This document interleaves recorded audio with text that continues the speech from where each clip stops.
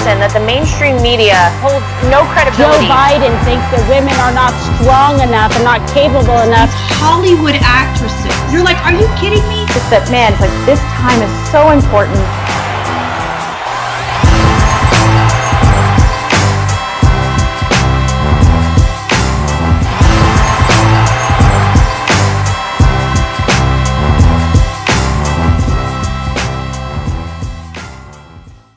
Hey everybody, thanks so much for joining us right here on The Right View. I'm Lara Trump, and I'm joined tonight by my good friend, Lynne Patton, former regional administrator in the Housing and Urban Development Department, and you all know him again. You all love him. He's back. My husband, Eric Trump, is with us. Thanks for joining us. My former boss. I know, we have two veterans of The Right View back with us. Thank you guys. Two favorite females in the entire world. Other than our daughter. Yes, and Your Kim, mom, of course. and Kim, of course.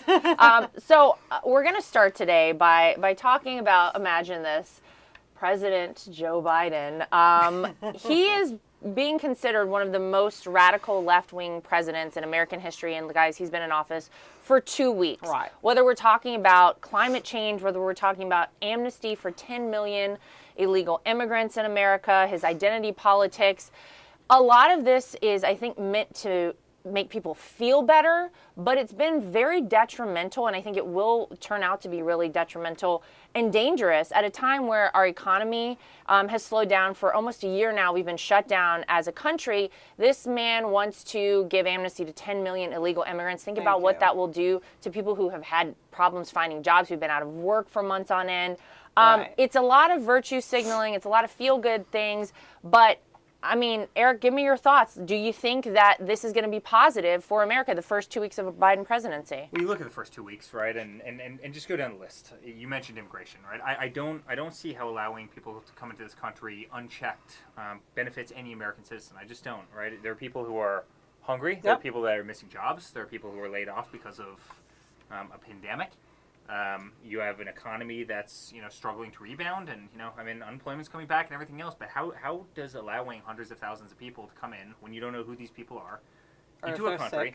How does that help? How does it help to stop building the southern wall? And by the way, immediately put 25,000 people out of work who are building something that only benefited this country. And how does that possibly help? How does it help? Terminating the XL pipeline, right, where you could underground in a very incredibly safe way, instead of putting them on tankers or instead of putting them on trains, transport oil and gas underground seamlessly, not be driving it on our highways, not be driving it through snowstorms, not be driving it on railroad tracks, again, putting tens of thousands of people out of work. And you go down the list, look at this new transgender, allowing men to compete in female sports. You were a great athlete when you were in high school and college. I like to think so. How would you like if you had to compete against, men in certain cases? Right. And so many of these policies are so counterproductive to this country and to who we are, and they just don't make any logical sense to me. Absolutely, Eric. And, the priority of the American people, as Laura said, is to put food on their table and to put money in their pockets. And your father did an excellent job of doing that for over 4 years. It wasn't until the last sort of 8 months of his presidency where he obviously made the responsible choice to prioritize lives over the economy that changed. But look, Joe Biden's 100-day plan prioritizes things that aren't a priority to this country. Right.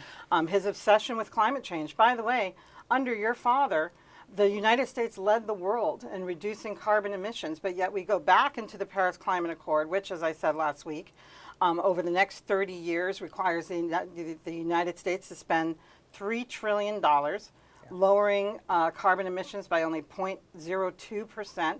Meanwhile, the world's two largest carbon emitters, China and India, can continue to go unchecked until 2030. Yeah, it's makes no unbelievable. sense. Well, and also, how about Space Force? I mean, you had the new press secretary out there yesterday, and somebody asked a very reasonable question. Yeah. What's Does she circle back? What's President? She's going to circle back on that. Don't What's worry. President Biden's plans with Space Force? Oh, the Space Force. Ah, how cute. And it, to me, it seems like such little thinking. Where you have China doing it, and you have Russia doing it, and you have everyone else that wants that extra dimension that we've never been in before.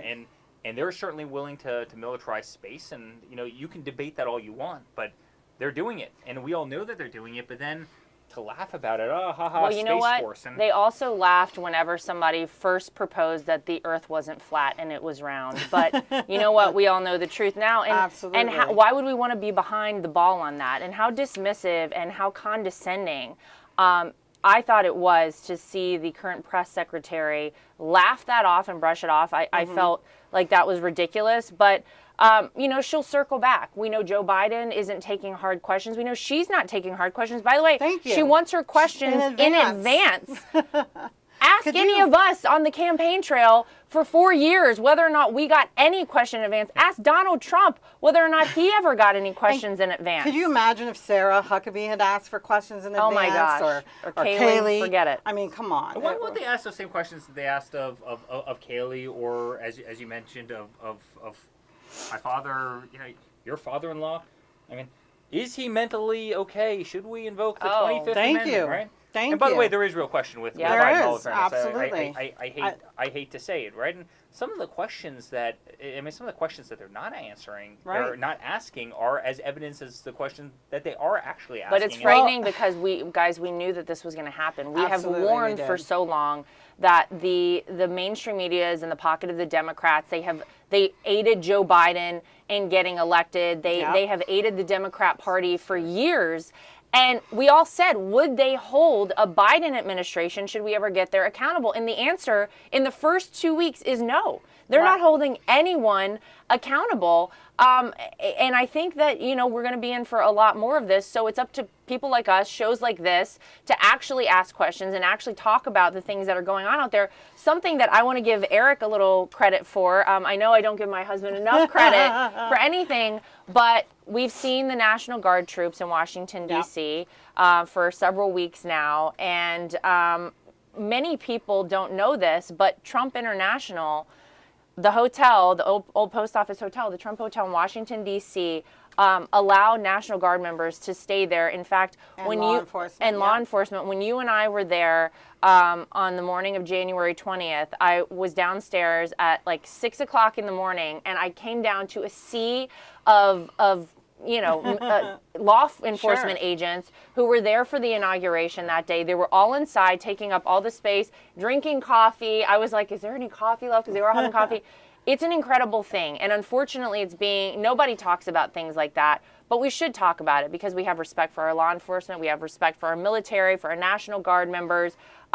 I think it was great that you guys did that. Well, you So know, amazing. we had National Guard, we had law enforcement from across the country that came into Washington, D.C. to protect Washington, D.C. that day, and they're the most incredible men and women we have. And you literally had military that were sleeping in parking decks. Unbelievable. With no bathrooms, no anything. No bathrooms, cold. I mean, hundreds and hundreds outdoors on parking decks, sleeping on concrete, and we had this beautiful hotel lobby, and walking down that morning, I remember that morning very well, but walking down that morning and literally seeing hundreds of police officers and military, and they were sitting in beautiful couches, and they were drinking, you know, the greatest coffee, and they were loving the warmth, and they had bathrooms, and you know what, I wish the federal government would treat them, you know, the way that they deserve, and we are certainly willing to do that as a company, and we love them and we appreciate them, and Absolutely. I think oftentimes that's not felt, and you know, again, we just talked about kind of the mockery of Space Force that, you know, the press secretary made, but you know, it's just another example of that. It's just it's another example of And that. again, Eric, it reminds me of you know, the campaign, when you guys campaigned, and how That's right. back in 2015 it started so organically because your father supported law enforcement so much. You know, For his the whole police life. officers started asking, can we pose with you That's after right. they escorted him to and from the rallies? And that became sort of a symbol of that campaign. And I think that it shows that it wasn't just a photo op for you guys, you know, as opposed to maybe some other parties and people. And quite frankly, I hate to say it, but, you know, they got their photo op with the National Guards the week before. They didn't need them anymore, you know. So if they want to continue to pass out cookies and things like that, and keep them in Washington, D.C. Well, they're going to be there till to- mid-March. Thank you. I hope that they're going to be taken care of properly. I think people can't help but notice the timing of how long they're going to be there. It coincides Right. perfectly with another unconstitutional impeachment of Donald Trump. I think they're trying to do all they can to show that Donald Trump is somehow a grave threat to this country. He is no longer president of the United States, yet they want to go forward with this. 45 of the 50 Republican senators have said this is unconstitutional, yet they're pushing it forward. Let's hope that they take care of our troops, our National Guard members, while they're there until mid-March. I think it would be an absolute travesty for anything less than that to happen. And once again, more taxpayer money wasted. You know, the American people don't care about this.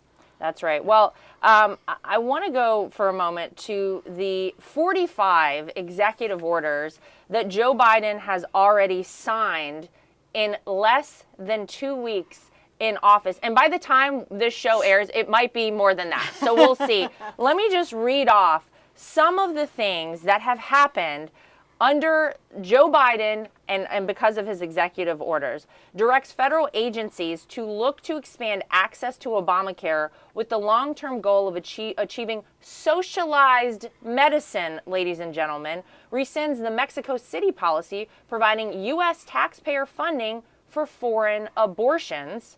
Ceases new oil and natural gas leases on public lands and in offshore waters, thereby destroying energy jobs. Not that we didn't know that was going to happen. Rejoining the Paris Climate Accord. We know canceling the Keystone XL pipeline, destroying more and more energy jobs. Rescinds the 1776 Commission and embraces the Black Lives Matter and the 1619 Project narrative. You can look forward to that in your public school system coming soon towards to a school near you. First step in attempting to enforce a national $15 minimum wage. Let me stop there and give the businessman among us, Eric Trump, a moment to comment on that. The idea of mandating the $15 minimum wage, I mean, look, we could go on all day. There are 45 of these things already. These are terrible policies. And it was Joe Biden that back in, I believe it was October, said that by signing executive orders and by ruling only via executive order, you are essentially a dictator. What is going on with this? But I do want to ask you, as someone who employs many, many people, $15 minimum wage, I mean, in my opinion, what are you going to do? You're going to say, okay, we've got to do this, but now half my company doesn't have a job? Like, how does that work? Well, that's exactly right. And that's exactly what happened, especially in a time where you have a pandemic and companies, quite frankly, are struggling, right? They're struggling to begin with, and all of a sudden you add that extra burden on, and you add the burden where Biden wants to tax companies even more and tax small businesses even more. And what you're going to do is you're going to either cause them to fire a lot of people, not hire additional people, not put money into their companies, not, absolutely replace them with technology, not put money into capital improvements and other things. I want to see people make a lot of money. I do. I'm that guy. I want to see people make a lot of money. Well, you're a But capitalist. we saw that. We saw that under the years of Trump, when you had 3.4% unemployment, right? When you had 3.4% in 2019, the lowest in the history of the country. Guess what? There were no jobs available. Literally, everybody was employed. There's no jobs available. So guess what happened? It was supply and demand. It's a very simple concept. As your supply as your supply of workers went down, your demand for those workers shot through the roof. And guess what that did to wages? It took wages and it made them rise. And that's why middle class wages have never risen quicker than under President Trump. And that's what you want to do. You want to have such a good economy, and you want to stop people from coming in and stealing jobs from foreign countries who are here illegally. Right? And you want people to do incredibly well. And that's exactly what the Donald Trump economy did. I want people to make a lot of money, and I want them to drive beautiful cars, and I want them to live the American dream. That's what we stand for as Americans. At the same time, just mandating that every business, many of which can't afford it, has to pay X number of dollars while paying more in taxes, while having no customers, while having to take half of the tables out of their restaurants and other things because of COVID, while having to pay for all this protective equipment, while people are scared and not shopping and consumer confidence is down and a whole host of other things. Guess what? You're going to cause those businesses to go belly up. Businesses are straining enough. I mean, look at the state we're in right now, New York State. Oh, how much time do we have for this? You lost 33% of small businesses in this state, which will never, ever come back. Never. And so they want $15 and higher taxes on the businesses that did survive. Guess what? You're going to lose another 33. You're not going to have businesses left anymore. And so do it via capitalism. Do it via a strong economy. And that's what my father did. And that's what my father promoted. And that's what we have to get back to, these arbitrary sound bites of, let's do X, Y, and Z, they're actually counterproductive, and they actually will have the reverse That's effect right. of They what's will. actually intended. Absolutely. And one of the things, again, I can't help but bring up is the fact that by prioritizing, like you said, the illegals coming into this country, taking jobs, we've learned that mostly affects the low-income communities. That's right. And, Hispanics, blacks that are here illegally, people that were born here. 9 million black Americans live in poverty. And they are grossly affected when, he prioritizes an EO that gives amnesty to 10 million people. One of the things that Joe Biden said just last week is that transgender equality is the civil rights issue of our time.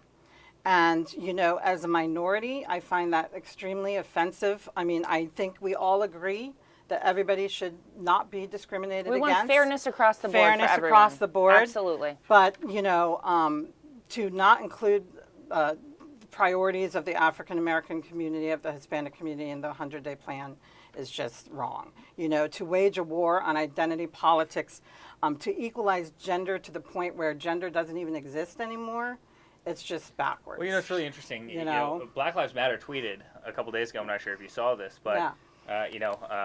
Biden, Kamala, something. I'm paraphrasing, but Biden, Kamala, where are you? It's There you go. It's been 2 weeks, 3 weeks. We haven't heard from you.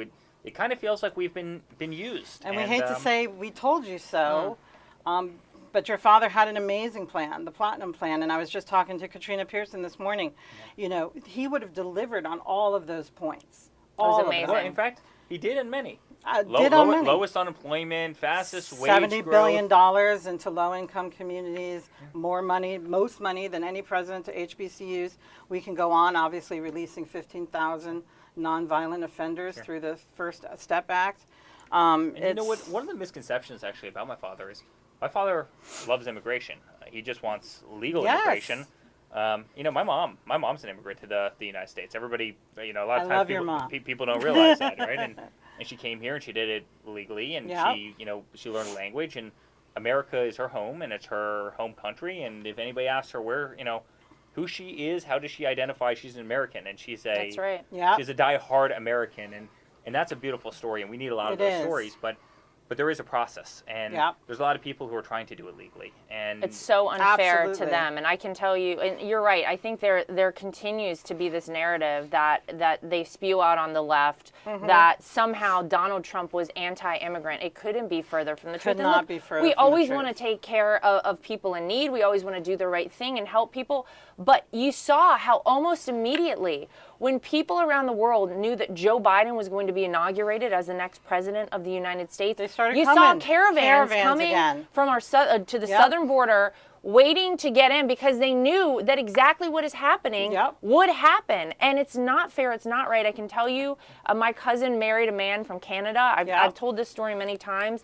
The amount of money they spent, the lawyers they had to get, what they've had to do, how long it took them to go through the process to become an American citizen, and then to know that with the stroke of a pen, it doesn't even matter because he could have come in illegally and Joe Biden would have said, that's okay, keep them coming into our country. It's going to hurt America. We've always talked about how bad that would be.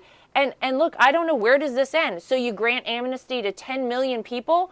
Where's the cutoff? You just let people keep coming in? Right. It's a really scary thing. But to get back to the executive orders, I mean, how many is enough? Well, we're at 2 weeks and we have 45. I mean, that's an outrageous number. By the way, as a former federal employee, one of them is the mask mandate, which was entirely right. irrelevant. It basically all only feel-good. It's all- applies yeah. to federal buildings and federal transportation, which, newsflash, masks were already required. So, That's you right. know, it is. It's all just lip service and I'll feel never good. forget, Lynn. I think my father signed 4 executive orders his first day. We were down there for one of them. Yeah. The power of the pen. Trump's Oh my abusing the God. power of the pen. Yes. I'll never forget Jim Acosta was screaming at the Trump's abusing the power of the pen. This guy, I mean, I think it was 40 in 2.5 days or something along those. I mean, everybody lost count. I mean, there was. You're reading all the sexy ones here, right? XL Keystone Pipeline, stopping Yep. gas, stopping border wall, doing all this stuff. Some of the executive orders that were being signed are are just nonsensical. I mean, just Well, absolutely. like the mask mandate, Yeah. like Lynn is just But saying. where were these same people? The people that were saying he's abusing the power of the pen back in 2016. Guess what? I mean, where are they now? Thank you. Where Well, are they of course, now? it's Well, hypocrisy. It's ridiculous, and they're She's never going to going circle to back to them on that. That's right. They're never going to hold Joe Biden accountable for anything. You just mentioned it a minute ago, Eric, and the kind of last segment I want to get to here. We live in the state of New York, and our governor, Andrew Cuomo, is now, it's a little unnerving to a lot of people. We knew that he had made some huge mistakes when it came to COVID and nursing homes. Now, the Attorney General of New York has released a new finding that maybe it is twice as bad as we originally thought. We already thought it was terrible. And in our next segment, we're going to talk to a woman who was affected by this directly, who's taking it on. But I don't know what is going to happen to this state. It's really upsetting, here in New York City, to go down the street and see that people have built outside of their restaurants. Literally, I don't even know how much it would have cost. They built outdoor seating that's closed in. Super Because expensive. you can be sitting Indoors. indoors as long as it's outdoors, whatever that's about. But they've spent so much money, time on this. Finally, we're starting to see that maybe Andrew Cuomo decided, oh, guess what? Shutting down a state is a bad idea. Oh, Right. we're going to open it back up. Guess what? Right after Joe Biden takes office. But what happened? How does New York State come back? We know taxes are going up. Yeah. This state is in a really, really bad place right now. New York is one of the most incredible places in the world. It is. New Truly York State, is. it's one of the most beautiful places. You go up to the Catskills, you go to the Adirondacks. The diversity of the states, it's truly It's amazing. It's truly heaven Yeah. on earth in so many ways. 100%. You have a city that could be unrivaled anywhere in the world, anywhere It on the was. globe, not even close, and it was.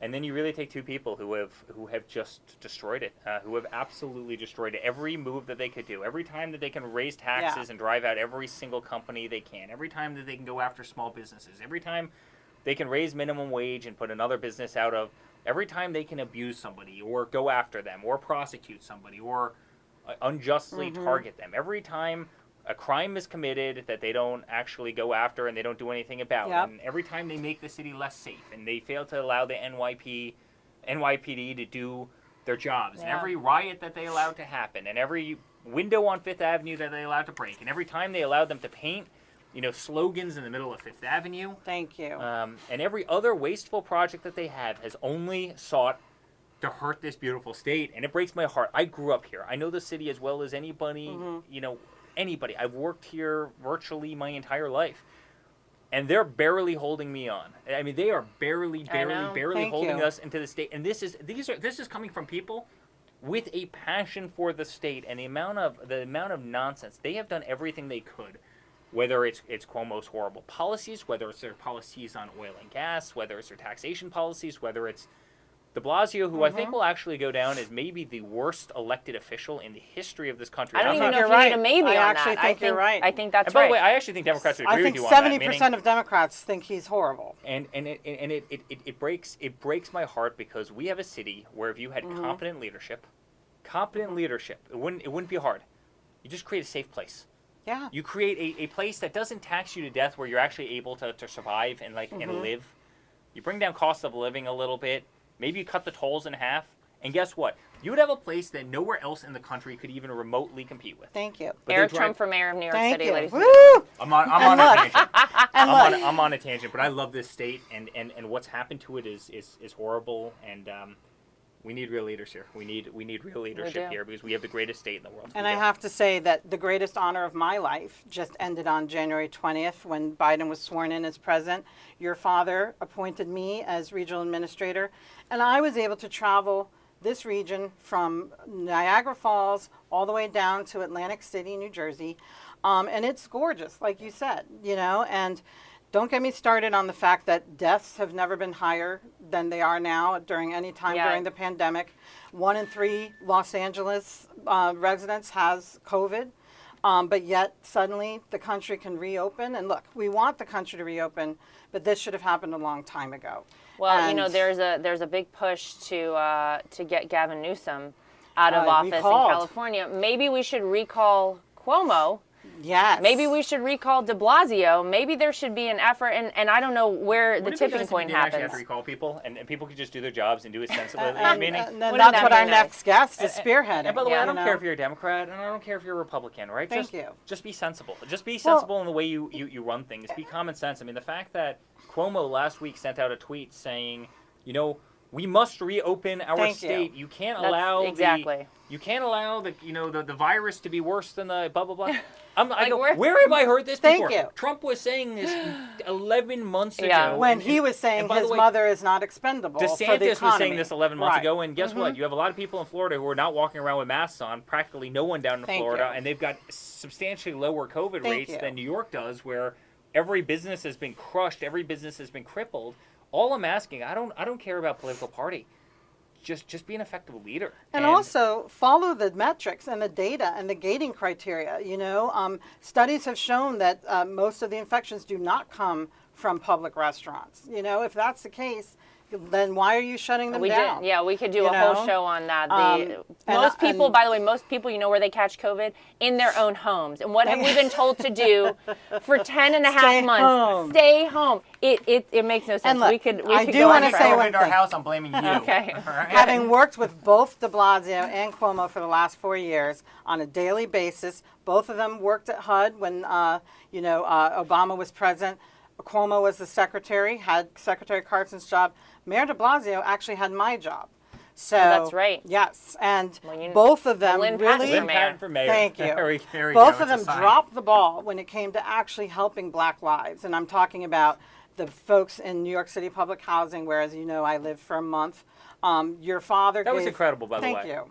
Thank Has, you. has there ever been an elected official who ever lived in New York City public housing and did what you did? That was incredible. No, they lived there for one night. I think it was during a campaign season. I and bet it was for a yeah, campaign. They took, so- they took a picture and then they never went back. Absolutely, absolutely. But your father gave more money to public housing than any president since 1997. It's just been one of those things that, when I would call Cuomo and call Mayor de Blasio for assistance with helping, actually more people, and I said this last time, live in New York City public housing than the entire city of Miami. 1 in 10 people walking the sidewalk in New York City. So, the fact that they would rather paint about Black lives in front of your building Than do than anything help about it. Black I lives know. is just beyond offensive. Well, I want to pick back up when we return. We're going to take one quick break, but I don't want anyone to go anywhere because when we come back, we're going to hear directly from a very brave woman who is fighting to get much deserved justice from Governor Andrew Cuomo's absolutely horrific handling of COVID in New York. I want to say before we go, thank you to my husband, Eric Trump, for being here with us. We hope you'll come back soon, but everybody stay right where you are. We will be right back with more of The Right View. Woo!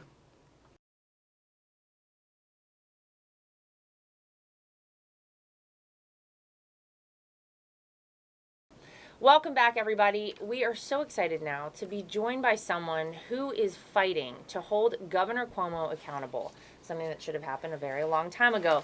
Vivian Zayas, co-founder of Voices for Seniors. Vivian, thank you so much for joining us today. It's a pleasure. Thank you.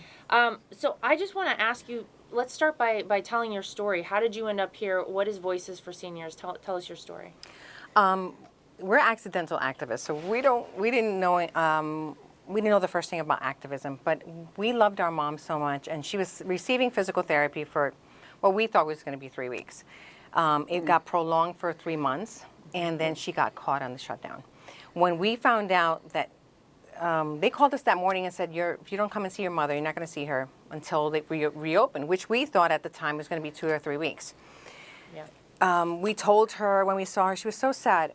And she was slumped over, and I said, Mom, it's just going to be 2 or 3 weeks. Just hang in there. We want you to be safe.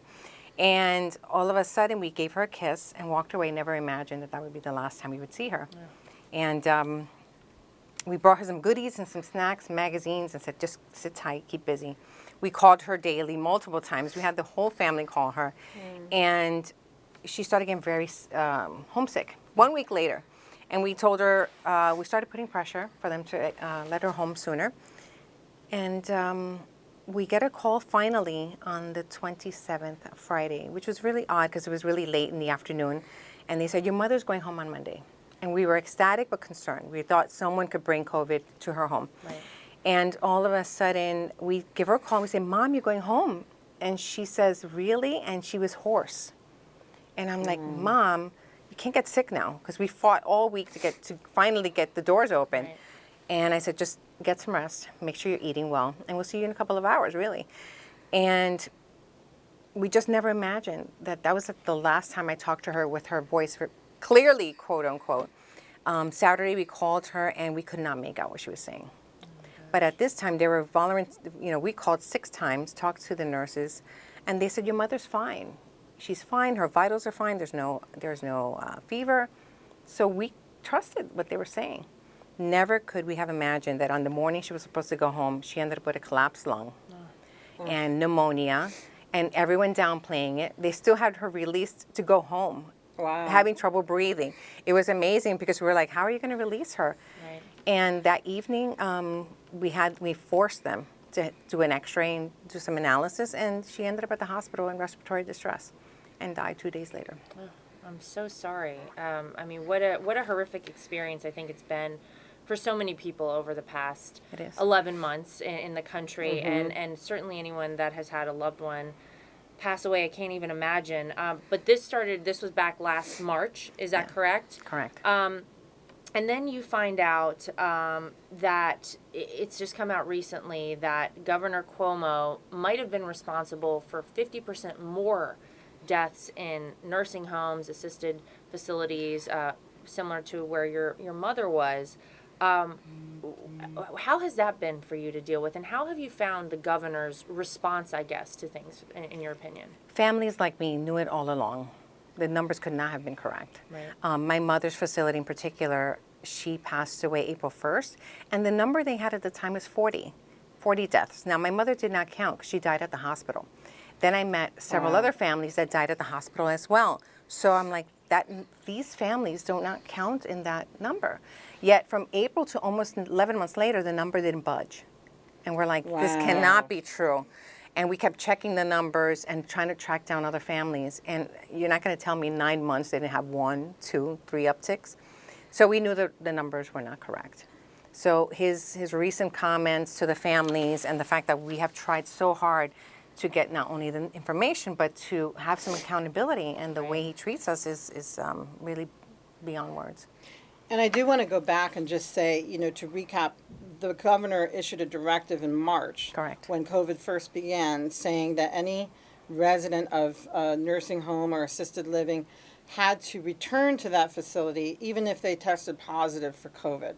That, of course, led to many residents just being sitting ducks and really waiting to be infected, because at the time we didn't know everything we know about the virus now, and so there was cross-contamination and things like that. And really, yourself, our mutual friend Tracy's father, they were sitting ducks waiting to be infected. Your mother, and it's horrible. And, I have the cover of the Post recently from his press conference. What an outrageous thing that to he say. gave, because, he's being called out on the fact that his administration suppressed those numbers. That's right.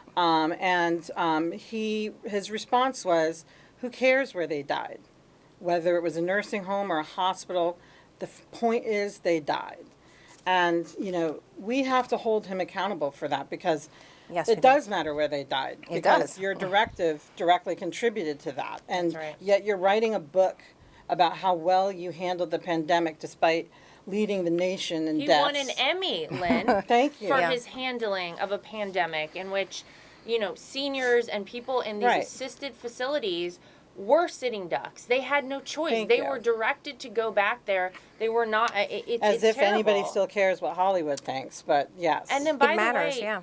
Vivian, to have the New York Senate Democrats block a subpoena for COVID-19 nursing home death data, Correct.